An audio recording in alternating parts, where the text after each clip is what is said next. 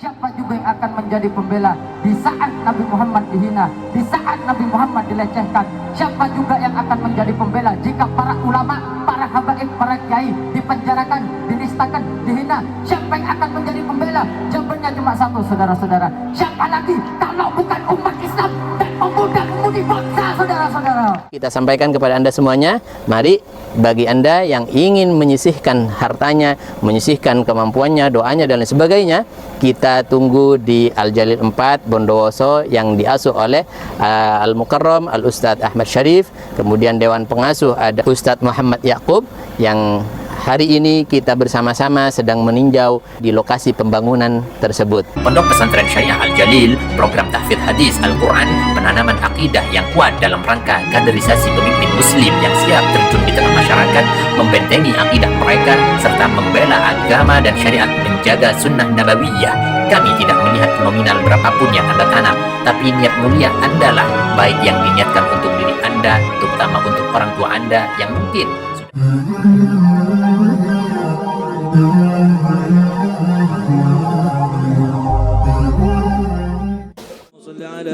Muhammad. Selanjutnya akan disampaikan oleh Adinda Ahmad Kevin Zidni Mubarak yang mondok di ADC Al-Jalil, asuhan Kiai Muhammad Fahim, wakil daripada beliau. Wa ilaihi falyatafaddal mashkura. Muhammad.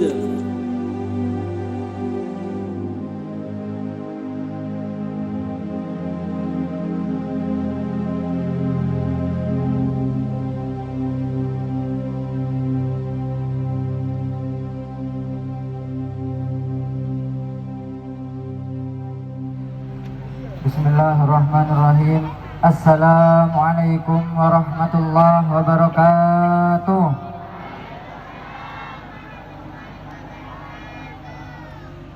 Alhamdulillah, alhamdulillahil ahad. Assalatu wassalam ala man fis sama ismuhu Ahmad wa fil ard ismuhu Muhammad sallallahu alaihi wasallam wa ala alihi wa sahbihi ajma'in. Wa ba'd, yang saya muliakan, saya cintai para alim, para ulama, para habaib, para kiai, kemudian wabil khusus penyelenggara acara majelis Al-Fatih, yakni Al-Habib Ali bin Muhsin Al-Haddar. Kemudian saya muliakan Kiai Haji Ali Mudassir, lalu Kiai Muhammad Fahim, yakni guru saya sendiri, dan mohon maaf beliau tidak bisa hadir dikarenakan kurang sehat.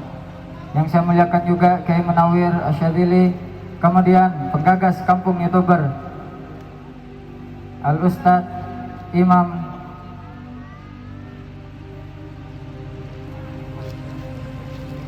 Januar, beserta para seluruh jamaah-jamaah, baik dari kalangan bapak-bapak atau ibu-ibu, pemuda-pemudi, dan para masyarakat. Kemudian saya muliakan, saya cintai para tokoh-tokoh masyarakat, para kepala desa, RT, RW, dan semoga berkumpulnya kita di sini bisa mendapatkan syafaat daripada baginda Nabi Muhammad sallallahu alaihi wasallam. Alhamdulillah, segala puji bagi Allah Subhanahu wa taala, Tuhan semesta alam raya. Dialah Allah yang maha wujud, yang maha ada. Di mana wujudnya Allah, adanya Allah tidak sama seperti wujudnya sesuatu yang ada di dunia ini yang bisa musnah dan punah. Sedangkan wujudnya Allah, adanya Allah akan tetap kekal abadi. Tak akan ada permulaannya, tak akan ada akhirnya, tidak akan musnah dan tidak akan punah. Dialah Allah yang maha perkasa, yang maha kuasa.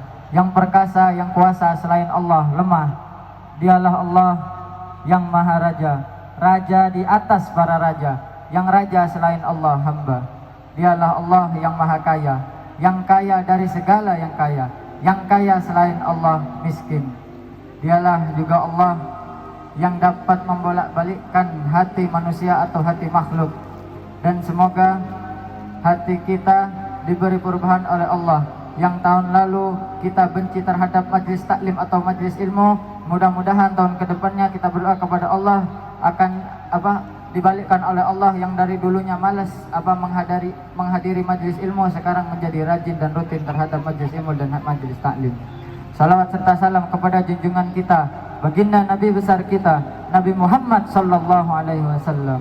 dan mudah-mudahan berkumpulnya kita di sini, duduknya kita di sini di malam ini bisa mendapatkan syafaat daripada baginda Nabi Muhammad sallallahu alaihi wasallam. Saudara-saudara yang dirahmati Allah Subhanahu wa taala, ingatlah akan satu hal. Yang paling kita butuhkan sekarang adalah persatuan. Yang paling kita butuhkan sekarang adalah kesolidaritasan, adalah kekuatan dalam membela agama dan kekuatan untuk membela ulama. Maka dari itu Nabi Muhammad sallallahu alaihi wasallam bersabda, "Al-mu'minu lil mu'mini kal bunyani yashuddu ba'duhu ba'dan." Orang mukmin dengan orang mukmin lainnya laksana suatu bangunan, sebagian memperkokoh pada bagian yang lain.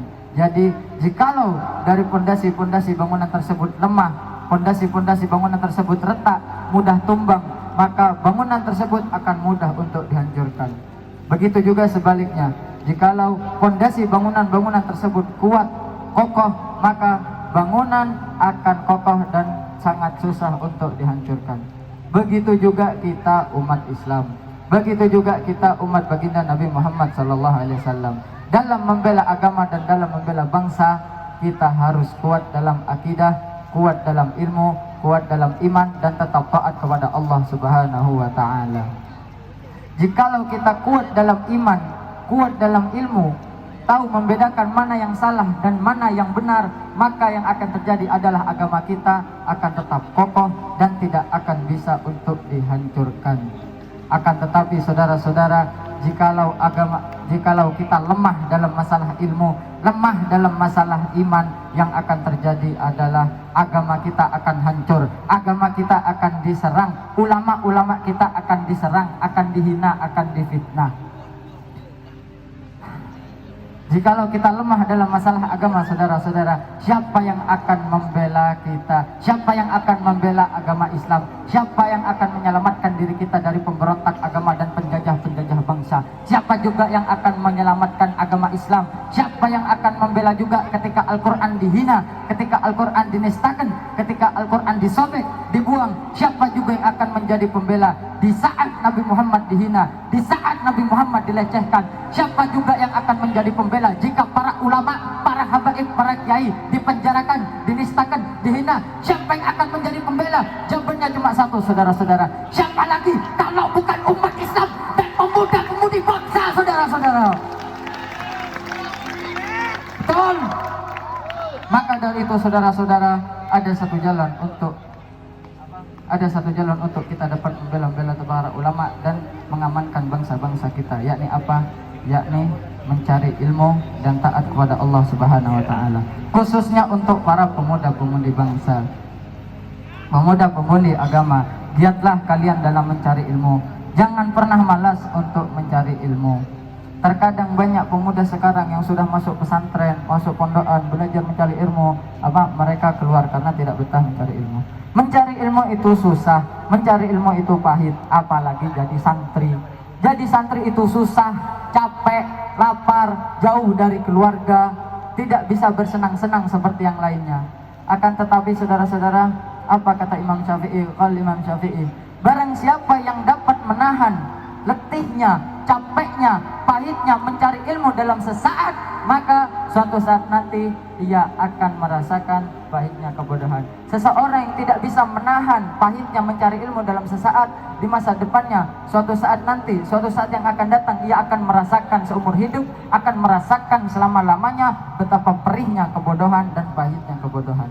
Maka dari itu, saudara-saudara, jangan pernah kalian menyerah untuk mencari ilmu. Jangan pernah kalian menyerah untuk membela agama dan membela para ulama. Jangan kalian kira ulama-ulama zaman dulu, kiai-kiai dan orang-orang alim yang ada di depan-depan beliau ini menjadi seperti ini karena bersantai-santai. Tidak, saudara-saudara. Beliau-beliau semua menjadi seperti itu karena beliau dapat menahan perihnya mencari ilmu, dapat menahan susahnya dan letihnya mencari ilmu. Nah, khususnya untuk para pemuda-pemuda sekarang juga, akan tetapi ingat satu hal, saudara-saudara, di saat kita mencari ilmu, di saat kita belajar atau mondok di pesantren, ilmu tidak akan barokah kalau kita tidak takdim kepada guru. Percuma kalian hafal semua kitab atau hafal kitab lain, kepala botak gara-gara menghafalkan banyak kitab, akan tetapi kalian tidak takzim, tidak hormat kepada guru, itu percuma saudara-saudara. Allahumma salli ala Sayyidina Muhammad.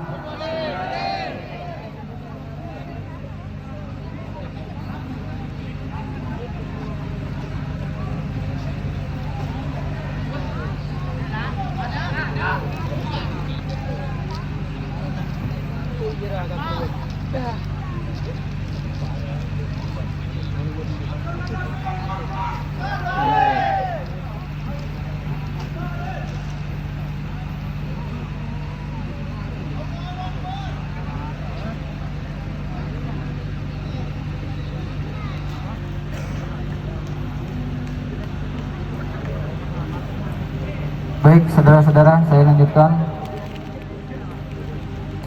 Ingat apa kata baginda Nabi Muhammad sallallahu alaihi wasallam. Jadilah kalian orang-orang yang berilmu, jadilah kalian orang-orang alim, jadilah kalian orang-orang yang memiliki banyak ilmu dan orang-orang yang taat kepada Allah. Kun aliman, jadilah kalian orang-orang alim, jadilah kalian orang-orang berilmu. Kun muta'alliman, jadilah kalian pelajar, jadilah kalian orang yang mencari ilmu, jadilah kalian jadilah kalian santri. Kemudian kun mustami'an, jadilah kalian pendengar para ulama, jadilah kalian pendengar para nasihat-nasihat para ulama, para kiai, para habaib. Kemudian kun muhibban, jadilah kalian pecinta para ulama, jadilah kalian pecinta para habaib, jadilah kalian pecinta kiai-kiai, dan janganlah kalian menjadi golongan yang terakhir. Siapa itu golongan terakhir? Menjadi orang alim tidak bisa, menjadi pelajar tidak bisa, menjadi santri tidak bisa, menjadi pendengar para ulama, para habaib, para kiai tidak bisa, menjadi pecinta para ulama, pecinta para habaib, pecinta para ustadz, para kiai tidak bisa, akan tetapi malah membenci para ulama, dan itu sebangsat-bangsatnya orang, saudara-saudara. Orang-orang seperti itu ialah orang-orang yang paling dilaknat oleh Allah Subhanahu wa taala. Betul? Maka dari itu saudara-saudara, marilah kita bersatu, pemuda-pemudi Indonesia, pemuda-pemudi bangsa, dalam membela ulama-ulama kita, dalam membela habaib-habaib dan orang-orang alim kita. Saudara-saudara yang dirahmati Allah Subhanahu wa taala. Di negeri ini, di negeri yang kita cintai ini, yang dimana tanah air Indonesia penguasanya adalah ahlu sunnah wal jamaah. Di negeri yang kita, di negeri dan di bangsa yang kita cintai ini, tepatnya pada 1 tahun lalu ada seorang habaib yang merayakan maulid. Atas izin Allah, atas perintah Allah, beliau merayakan maulid. Beliau mengagungkan kelahiran Nabi Muhammad SAW. Beliau berbahagia dengan kelahiran datuknya, yakni Nabi Muhammad SAW. Bukan hanya beliau, akan tetapi banyak para ustadz, para kiai 1 tahun lalu, para ustadz, para kiai, para habaib, para penceramah yang merayakan maulid. Akan tetapi saudara-saudara, satu habaib ini beliau ditangkap dan dipenjarakan, beliau diborgol. Kenapa? Karena beliau dengan lantang menyuarakan kebenaran. Banyak habaib-habaib yang lain pada saat itu yang membuat atau bikin acara maulid yang bersamaan dengan satu habib ini. Tapi kenapa satu habib ini ditangkap, saudara-saudara, sedangkan yang lain tidak ditangkap? Padahal pada saat satu habib ini merayakan maulid, mengagungkan maulid Nabi Muhammad SAW, banyak di sana para habaib, para ustadz, para kiai, para orang-orang di situ juga banyak. Orang-orang mengambil hikmah, mengambil manfaat, mengambil ilmu di situ. Nah, pada saat itu satu habaib ini, cucu Rasulullah, zuriyah Nabi, beliau ditangkap, dipenjarakan. Beliau dibagaikan penjahat.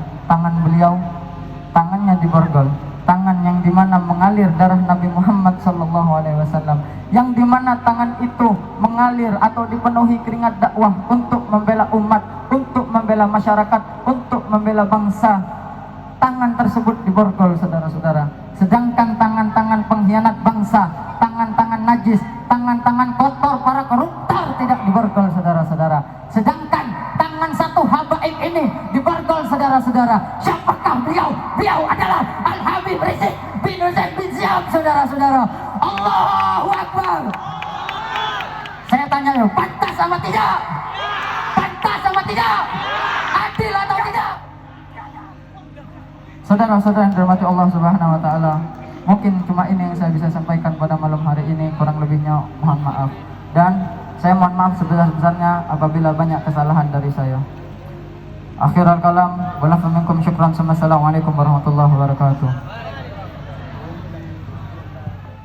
Kami mengajak Anda untuk ikut serta membebaskan tanah wakaf, pembangunan dan program kaderisasi pemimpin muslim yang kuat memegang syariat dan sunnah. Yakinlah bahwa janji balasan Allah tidak terkira dalam perhitungan manusia. Salah satu janji Allah dalam Al-Quran, وَمَا أَنْفَقْتُم مِّن شَيْءٍ فَهُوَ يُخْلِفُهُ وَهُوَ خَيْرُ الرَّازِقِينَ. Dan apa saja yang kamu infakkan, Allah akan menggantinya, dan dialah pemberi rezeki yang terbaik. Rasulullah juga menyerukan dengan sabdanya, "Anfiq ya Bilal, wala takhsha min dzil arsy iqlala." Berinfaklah wahai Bilal, jangan takut dipersedikit hartamu oleh zat yang memiliki arasy. Pondok Pesantren Syariah Al-Jalil, program tahfidz hadis Al-Quran, penanaman akidah yang kuat dalam rangka kaderisasi pemimpin muslim yang siap terjun di tengah masyarakat, membentengi akidah mereka, serta membela agama dan syariat, menjaga sunnah nabawiyah. Kami tidak melihat nominal berapapun yang Anda tanam, tapi niat mulia Anda lah, baik yang diniatkan untuk diri Anda, terutama untuk orang tua Anda yang mungkin sudah rindu menanti sedekah jariah Anda. Hormat kami untuk Anda semuanya. Kami kan terus bersamamu, untukmu Mahat Al-Jalil tercinta. Kami penuhi panggilanmu, untukmu